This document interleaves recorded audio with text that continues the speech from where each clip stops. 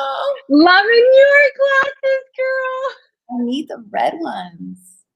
I haven't purchased the red ones yet. But anyway, hello, everyone. Happy Monday. You are joining me for our Monday Motivation series. And today I have the beautiful Giselle Mascarenas Villarreal as one of my guests. And I'm so excited. Giselle is the founder of Bold Institute, and she's also recently has been featured as top 10 branding coaches to hire in finance, Yahoo Finance. And last but not least, she was just featured today on Thrive Global on all of her social media campaigns and experience. So super excited to have her today with me. Thank you so much for joining us. Oh my gosh, I love joining you. Always and forever. Love it, love it, love it. All right, so today we're actually going to change it up a little bit. I know you guys are in love with Giselle, as I am as well. And we know you guys are continuously pivoting. It is a challenging time. We're now going into online schooling with those that have young kids. We are still kind of going through this pandemic. And so Giselle and I thought it would be a really great topic today to talk about how to get out of a funk. She and I have both been in funks. We know what that's like. We've pivoted, we've done it, and our intention today is to help you. So if you are feeling like you're in a little bit of a funk, this is for you. So Giselle, do you want to add anything to that before we get started? Yes, and I want to make sure everybody knows that whatever you see on social media, like excitement and happy and love and all this stuff, don't ever think that every single one of those humans that you're seeing doesn't have a moment, doesn't have a week, doesn't have a hard time. Don't think that they're, they have it all together all the time. That's not even realistic. I mean, that's not what's going on in people's lives. What's going on in people's lives is some people have been able to really learn about, really dive into the self-awareness and mindset. And everybody can do this. Anybody can do this to pivot out of it pretty quickly. That's the gift, is being able to do that. Absolutely. I remember years ago, I was at the Ritz-Carlton when we lived in Key Biscayne. We used to get all the invitations to all the grand openings, blah, blah, blah. And I was there, and a friend of mine who was she is, I don't know if she still is, honestly. She was a big influencer. So she was always on social media. She always looked perfect. She always looked beautiful, always looked amazing, happy, glamorous life, super luxurious. And I saw her putting food from the event in her purse. And she was doing it. And so it broke my heart because it made me realize at the time, this was a couple years ago, that even though people show up looking a certain way, saying certain content, making it appear that they live a certain way, that sometimes is not real. And I find that narrative becomes our parameters, and then it becomes part of our alignment, which is not accurate. And that makes it so that we feel like we are, then we get into that funk. But I'll never forget that, ever, ever, ever, ever. It was just, and it's so true what you say, is that what you see out there in social media is not generally realistic for the most part. I mean, I think that there's a growing trend of people sharing their truths. I know you are someone who not only do you show up and do that, Giselle, you inspire others to do that as well. And you teach your clients to be truthful and honest and not have that charade going on. So I'm honoring you specifically, even more so, because you show up like that. And I think it makes a huge difference when it comes to getting in the funk, because generally we get into that funk because something around us has made us feel unworthy, right? It's made us feel like less than what we believe we could be. Yeah, and I think that that's a really good point, because I think you need to also then ask yourself, why am I feeling like this? Are the people around me, are my surroundings making me want to act a certain way that isn't truthful, which makes me feel less than, which makes me feel like an imposter, so you've got to be okay. You got to be so okay to be like, yeah, no, I can't afford to do that right now, but that's okay. I mean, not yet. I mean, when I'm ready, I will. don't ever feel pressure to do something that isn't aligned with what you need to do at that moment. Like if you have a certain goal and that goal doesn't consist of $5,000 for a trip, then don't do the trip, and be okay with it. Be proud that you're deciding to invest in your business, invest in yourself, or invest in whatever it is that's in front of you, or you just can't do it at that moment. But don't ever feel less than. There have been, oh my God, endless moments where, I mean, oh my God, there's limitless of those, where it was just like, you know, for 5 minutes, it was like, God, I can't believe I'm in this situation. I cannot believe that after all this hard work, I'm not able to do so-and-so, right? And then I think, because I'm not supposed to right now. I'm supposed to be concentrated on something else. I'm supposed to be analyzing, okay, why can't you, Giselle? Oh, because you took a few trips that you were just like probably shouldn't have, or you eat $4,000 worth of restaurants a month. Like, you know, like you start to analyze, well, what are you doing actually that you're not allowed to say yes to something that's pulling at your heartstrings? And so you've got to always look within, because no one else does anything to you. You do it to yourself. And that's the most impactful thing that I learned, was that when I was in debt, which Violet, we haven't spoken in a while, but I'm debt free. Yay! Oh my gosh, I'm so happy for you. I have 0 credit cards. So I want to share with everybody our conversation so that you understand what pressure and funk is. I had Violet for a one-on-one coaching because I was just in a really, all these things from the outside looked so pretty and like things were so awesome. And I was in almost $100,000 worth of debt. I couldn't breathe about it. I just felt so little, because it was like, how dare I dream of this when I can't even pay this? How dare I, and I was putting myself in this little box, even though, you know, you got Giselle and happy, and I am a happy person, but sleepless nights were very common. You know, the pressure not to be able to breathe was very common. You know, the anxiety, until the conversation with Violet. And Violet, tell them what you told me. I told you needed to face the numbers. This is what I remember. Tell me if I'm wrong. I don't remember, but I think it was something to the effect of face the numbers. You have to go through it. It's just going to get worse if you don't address it. And you need to come up with a plan, and you need to start and just kind of like I did like this. Like I did like this, but with lots of love. With lots of love. But it was, and you know, the other thing, Violet, is that you were very vulnerable with me and very open with me about your path and your situation, and that being, and I'll never forget that. And I think that has a lot to do with how even more open I was after that. I've always shared, but then I was like, you know what, let's go here, because you shared with me how you were in a really, really awful situation. And you know, me looking at you, you were my mentor. You are my mentor. You're somebody I aspire to be like, you know? And so I'm like, okay, then I got this. I can do this. I can do this. And so, and I did. Do it. I'm so proud of you. You guys, this is not part of our question today. I'm like shocked that she even brought this up. I would have never, ever mentioned that to anyone. So, oh my God. Get out of the funk is, you guys, you're not alone. But facing it is crucial. Asking yourself the questions about, what am I doing to contribute to me feeling this way? Because outside situations, none of us expected COVID. But we don't have control of COVID. None of us expected that, but we don't have control of that. I did have control of my finances and messed that up. You know what I mean? Like, I chose to do things that I would still do again today, because it was about my husband's campaign. It was about my son being in trouble, and I was going to do anything and everything possible to make those two things. I was going to put all of it in, and I did, and it was what it was, right? But then it's your responsibility to get out. Like, now what are you going to do? And be proud. So even when I was still $100,000 in debt, me trickling payments made me feel proud, because I'm facing it, right? Same thing with whatever you guys are going through that has you in a funk.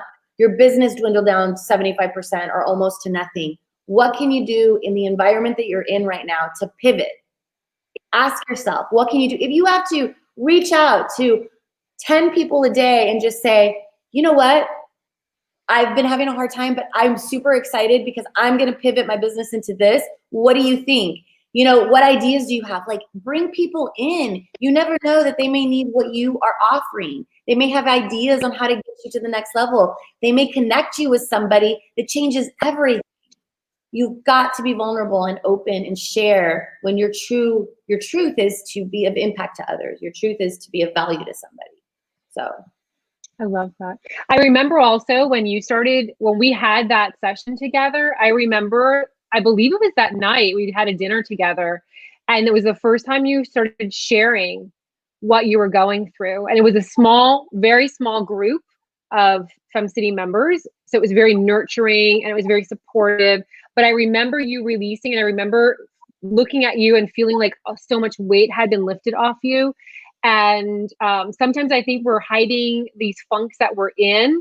And when we release that pressure, we just surrender, and then that all of a sudden it starts shifting the energy into healing, into taking action, into really looking to see like what's going on, like what are some tips that you can share with those that are watching us right now? I've been totally open with my journey when it comes to like losing everything, making a lot of money again, losing everything again, making a lot of money again, and all the other journeys in my life. That's not hasn't been the only. I mean, there's like tons. But what would you say to someone who, in a sense, feels either in a funk or that they've hit rock bottom? What would you say to them, like to like maybe a couple of tips just to kind of start getting the gears going so that they can kind of dig themselves out of it? I want to share that rock bottom is an amazing opportunity to build the life of your dreams. Rock bottom is, okay, there isn't anywhere else I can go from here. I can't go any further down. Right, that's it. I now, what am I going to do? Being gritty and being determined is magic. So actually be excited to finally take control of your life, because whatever got you to rock bottom was because you were trying to be something, do something that wasn't actually your passion, your purpose, what makes you just come alive. Because when it is, rock bottom never happens. You have lulls. Oh Lord, I've been following my dreams for forever, and you still have this, but it doesn't matter. Like you're so determined because you love what you do. So rock bottom is that. These are the three things that I would do.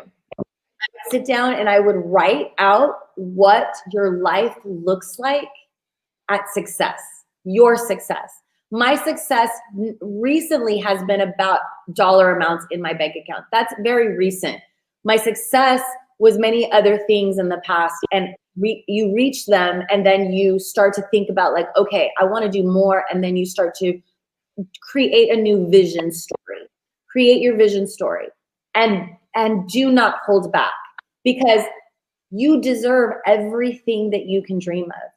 And if you're dreaming about it and it's pulling at your heartstrings, then make it happen. But you cannot make it happen if it's not on paper, if you're not putting it out into the universe and seeing it for what it looks like, what it feels like.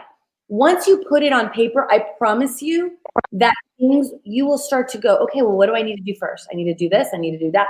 And things will start to kind of map out, even if it's fuzzy. But you'll have some kind of plan, because no plan will never move you forward. You have to have a vision story. The second thing is I would do everything possible to surround myself with people who have a determined mindset.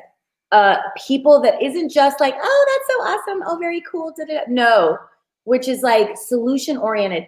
I'm in several accountability groups, and the one thing is I am super warm and like, yes, let's get it done. But if somebody comes in complaining, I'm like, okay, you had your 5 minutes. What's the solution? What are your steps to doing something about it? because you sure are going to waste 5 minutes of my time with just complaints. Because right. One thing, don't, what is the word? Like letting things out and just, what is that thing? I don't even know what the word is. When you just like, you have to let it out. It's not complaining. Like release, surrender. I can't think of the word. I can't like. Don't allow it. No, I want people to be able to share, but people know that around me. Okay, so what's the solution? Now what? Now what? And if you don't have any, then okay, I have a few for you, right? Because you can never stay in a space where it's just the ick. Okay, so you feel icky. I get it, totally get it. Been there a dozen times. What are you going to do about it? So you need to surround yourself with people like that. Because I promise you, anybody that when you say, oh my God, I cannot believe I'm in this situation, and they say, I know, it just sucks, right? Like, you don't want to, that does nothing for you. And that does nothing for you. Or you definitely don't want to be around people who you're like, I think I really want to do this. And they're like, that's not going to work. Yeah. You don't want to be those people. The naysayers. Yeah. No. Oh, it's not going to work. Oh, you've done it? That's the question you need to ask people, because they promise you're going to be like, no. So that's a great point. I was going to just add a little sentence in there. I see so many people listening to advice from people that have never done it before. How is that? So do not take advice from someone who has not created that themselves already. Like what, even in relationships, do not take advice with people that have not been in that situation. Like just, go and seek people that have been there, have created it, have done that. That's valuable information. But I see so many people being led astray. I'm like, why'd you listen to that person? They didn't own 3 gasoline stations or whatever. You know what I mean? Like, why would you talk to stay in your lane and focus on. So I just wanted to add that in there because I see it so often. It drives me crazy. And I would always tell my kids, like, when you're asking for advice, don't ask your friends because they haven't lived. Like, how would they know? Like, you don't want to exactly. Go ask a teacher, go ask a mentor, go ask somebody else that you feel free, but do not ever ask somebody who hasn't experienced it or life. Right. For me to be able to share, and when I shared with you, Violet, I had no idea you had been in that situation until I shared it with you, and you were like, "Girl, let me tell you something." $100,000? What? Whatever.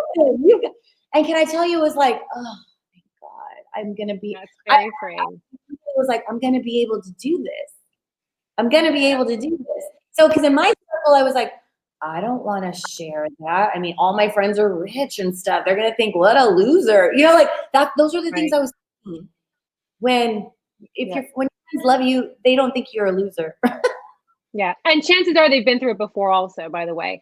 One of my favorite things to say, I learned this 10 years ago, and I wish I had learned it sooner, is that we can't save everyone. Like, you have to save yourself. So I think a lot of times when we hit this kind of like rock bottom, it's not to say that you have to do it by yourself. That's not what I'm saying. I'm saying that you have to find the resources to get yourself out of it. Like, no one's going to come around and say, oh my gosh, Violet Giselle, you lost some money. Oh, I'll give you a check. Like, it's not going to come around. Like, you have to get in gear and get in action mode, whether it's hiring a therapist, finding someone to help you, a doctor, whether it's finding someone who can help you with your debt, but getting paid. You have to be the one to proactively. I mean, my kids go through it all the time with friends. I'm like, you cannot save everyone. They have to save themselves. At the end of the day, everyone has you can Google, you can find free therapy, there's so many things that you can do, but you have to own it and realize that you have to start kind of finding the solutions yourself and then asking people for help, like you did, like that I did. We all did that. Yeah, and me too. I mean, and then kept going. And I was like, okay, this feels amazing. Like, you know what? Whatever it is, my weight, I'm just going to share it because somebody's going to have some nugget that's going to help me every time without fail. When I open up and say, I'm having a problem with this, like recently with COVID, it's just like, okay, I don't have systems in place. I got to get systems in place. So I invested a ton of money to make that happen. Did I have the money? Not really, not in that capacity, but I didn't care because I knew that if I have the systems in place, my income is going to quadruple, not double, and keep multiplying. And so, and yes, and that has been the case, and which has been exciting, but you've got to believe, first of all, in yourself, and you've got to take action. You've got to take action, but follow through, like completely and utterly follow through, because nothing is going to happen immediately and overnight and all that stuff. That doesn't happen. I just wrote about that today. I was like, oh, this only took 12 years. Yeah, it doesn't happen. You know, when you talk about manifesting, like when we have members that like sometimes they'll want either a one-on-one coaching with me or they want me to teach about manifesting and blah, blah, blah. And I'm always like, I can talk about manifesting all day long. The truth is, the one misconception is that people think that if their energy level is high, if they're in that vibration, if they're in that spirituality, if this and that, whatever, that the opportunities will just come. That you will be at your house sitting there like this, and then you'll open the door and ta-da, like in a briefcase, right? And that is not the truth. The truth is that you hit your vibrational level, you get into that energy place of gratitude, of that connectivity to the divine, which is what I love saying. And the opportunity comes to you in the most hidden ways possible. It comes to the most bizarre introduction of the random neighbor that you guys have the dogs that play together, that they own something, and all of a sudden you're connected to Warren Buffett. I mean, that's literally how it happens, but you've got to show up, you've got to follow up, take action, get out of your house, get out of your comfort zone. Like that's how manifestation starts. And that's a whole other class. That's a whole other thing. It's so true. It's so true. I love that. I love all of that. I want to tell you that number 3 because if you ever find yourself going, like pointing a finger that something didn't work because of somebody else or somebody else's process or somebody did it to you, you're the one with the problem. No one does anything to you, ever. It's what you allow or what you're not willing to do for yourself. So, and it's really hard for people to understand that, but there is not a statement that says, oh, it's because so-and-so. That is truth. So-and-so can do all the things, but what is your part in it? What did you allow? What are you willing to allow, basically? I mean, and I find that when I'm listening to people and I'm like, that's not how life works. Like things happen all the time, but you can't control anybody else, but you can sure as heck control yourself. You can control yourself. You can control who surrounds you. You can control what your part in this world is. Are you somebody that makes people feel better when they're around you? Are you somebody that just depletes the damn energy in the room? Like, who are you? You need to ask yourself those things, because your funk, literally, I promise you, is tied to that exact question. Are you blaming someone or are you looking within? Yes. Yep. Love that. Love that. That's a great. So you have a little bit of love coming through. Leslie says, hi, ladies. Megan Johnson Rock says, amen. For me, manifestation has been more about trusting the universe's right path for me than what I think I need to be doing at that moment. And that's another great conversation to have, is like when you have that alignment, when you have faith, when you believe in the greatness that you have to serve this world, then that alignment happens. And I think that what really resonates with me with what you were sharing, Giselle, is it comes down to being a person of your word and being accountable. So when you're accountable for your own actions, it makes it so that, I mean, for like the longest time I play in my mind over and over again, oh, the reason why I was in this situation is because my mom was a drug addict. Oh, because of whatever, because she was meant to, like, all of a sudden I'm like, you know what? Who cares? My husband's favorite thing, by the way, is so what? He ends everything like you, blah, blah, blah, blah. And he goes, so what? And so what? And it's true. And so what? So what, like, keep on. Like, and that's what I got out of that. I was like, you know what? It does not define me. It is not the reason why I had all these things happen. I mean, yes, it sucked. I mean, it is what it is. But you move over. You go, oh. Like all that, your mom, all that, that's the reason you are who you are, and that you're determined to bless women, that you're determined to provide a community for women that feel safe, because you didn't feel safe growing up. You didn't know what was about to happen. Oh, No, it's true. That's why I didn't even think about that. you are determined. I felt that from from the moment that you shared about your mom with me, which was very quickly within our relationship. I was like, wow, like this is why this community exists. Thank God for us. Thank God for your mom. Yeah, that's true. I hadn't even thought of that. And Lola's joining us. Lola Nate. She says such great advice. I love it. Janine says thank you. I know I love Lola too. I only know Lola because of you, and you connected me to Lola, and Lola. I try to have her on the podcast as much as possible. I love her. She's everything. So Um, I know we've got to go. we need to go to New York together. Yes. I want to read this Rumi quote that I just found. Well, it indirectly was for somebody within my accountability group, and it just resonated with me. And I think it's perfect for what we're talking about. Share it. So perfect. Go for it. When I run after what I think I want, my days are a furnace of stress and anxiety. If I sit in my own place of patience, what I need flows to me and without pain. From this, I understand that what I want also wants me. There is a great secret here for anyone who can grasp it.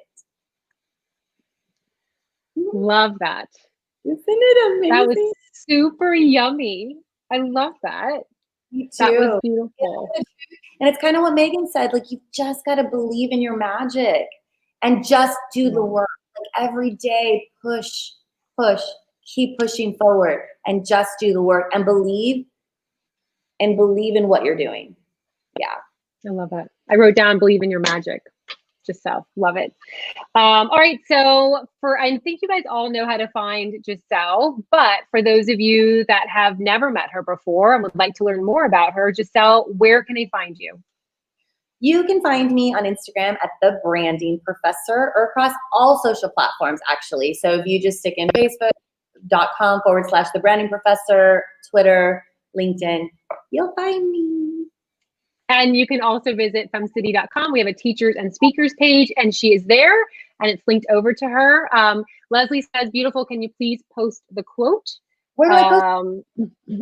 And you can post it maybe in the members group. This is live streaming into our members group, so maybe post it there. And then I can post it on social media later on today. I'll create like a really nice image and we'll post it on social media and share with all the other femmes. And Vanessa says, love it. So this was beautiful.